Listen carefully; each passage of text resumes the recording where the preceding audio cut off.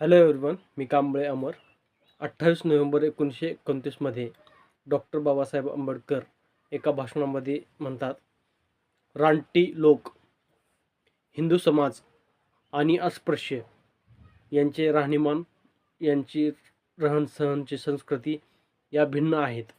त्यांचा आणि हिंदू समाजाचा दूरवर काहीच संबंध नाही, तरीही ते आपल्याला अस्पृश्य समजतात, समाजातून दूर करण्याचा प्रयत्न करतात. यासाठी आपण झगडलं पाहिजे. इंग्रज सरकारही उच्चवर्णीय समजणाऱ्या लोकांपुढे झुकल्यासारखं आहे. त्यांच्यामध्ये धारिष्ठ्य नाही. म्हणून आपण राजकीय सत्ता हस्तगत करण्यासाठी प्रयत्न केले पाहिजेत. राजकीय सत्ता जर आपल्या हातात आली तर आपण आपल्या समाजाचा आणि हिंदू चालीरीतीमध्ये सुधारणा करून एक सकारात्मक बदल घडवून आणू शकतो. त्यासाठी आपण शिक्षणासोबत राजकीय स्वातंत्र्यासाठीही झगडलं पाहिजे, लढलं पाहिजे.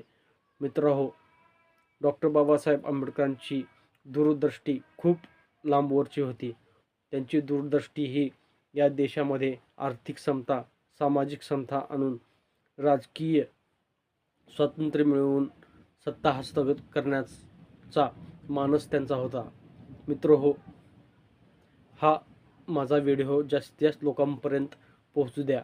म्हणजे डॉक्टर बाबासाहेब आंबेडकरांचे कार्य 1920 पासून ते 1936 पर्यंतचे कुण्या पद्धतीचे होते हे मला सांगता येईल.